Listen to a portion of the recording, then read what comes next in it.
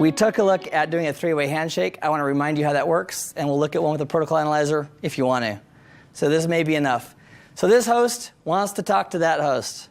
The very first thing it does, if I typed in telnet to that IP address, or to that name, what would be the first thing that happens? So I'm sitting here, and I say telnet space bubba.com. What's the first thing that happens? DNS. Fantastic.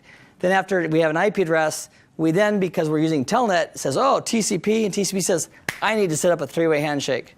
It creates a source port, and it goes to the well-known port on the far side for telnet, which is 23, and it sends its own SYN request. That's like me saying, Robert, do you want to talk? Mm-hmm. So that's the SYN.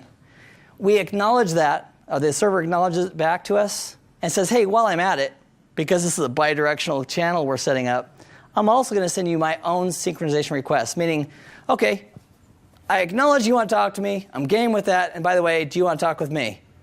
So SYN request here, SYN request and acknowledgement sent back to the client, the guy who started it. So all we have to do finally is recognize that we acknowledge his SYN request, and we're good to go. It's a three-way handshake. The numbers are funky, though. Can I point out the funky numbers? Now, do you need to know this for certification? Absolutely. In the real world, if you're troubleshooting at this level, you're way beyond CCNA. Fair enough? That's absolutely how it works. So the guys in TAC who are digging deep into something might have to find out, what's happening with an application.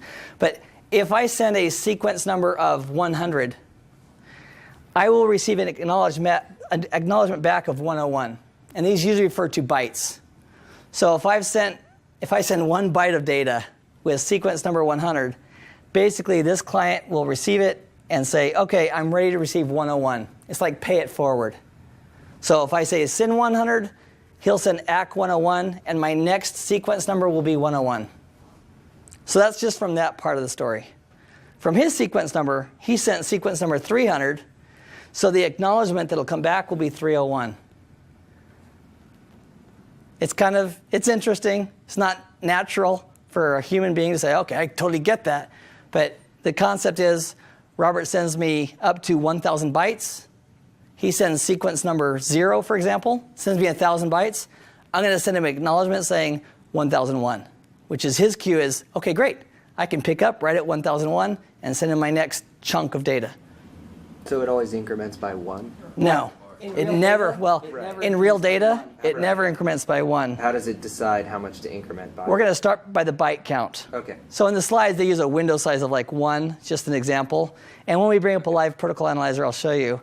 But if I'm sending 10 million bytes, I'm going to send maybe a sequence number 1. I'll send you 1,000 bytes. You'll send me acknowledgement 1001. And I'll pick up at 1001 in that big... But when you get the acknowledgement back, it's always 1 more than... Yes. OK, that's what I was... The acknowledgement is going to be whatever your sequence was, plus 1. OK. Thank you for helping me get that, to clarify your question. It'll always be the next number up. OK. Flow control. Here's an idea, just an idea. Let's say that you have a session established with TCP with the server, and you're having a great time. Data's going back and forth and back and forth. And the sender, which is usually the server, sends 3 chunks of data. And then you're not ready to process it. Maybe your computer's busy, you can't handle it, whatever. Instead of sending an acknowledgement saying, oh, yeah, send the next piece, I can send an acknowledgement that says, oh, wait, even though I got 1,000 bytes of data, I need to start at 500 again. And so it can send an acknowledgement that says 501 instead of 1001. And that will train this guy to say, oh, OK, I'm going to go ahead and resend starting at 501. And I may not send as many next time because something happened bad. And so I can shrink what's called the window size. So instead of saying 3 chunks of data and then waiting for acknowledgement, didn't work out too well. OK, let me send 2. And if that doesn't work, maybe I'll send 1. So it's self-throttling if the network isn't working quite right or a PC isn't working quite right. Would we get any of this with UDP? There's no mechanism in UDP to even have a clue about the sequencing. It's all based on TCP.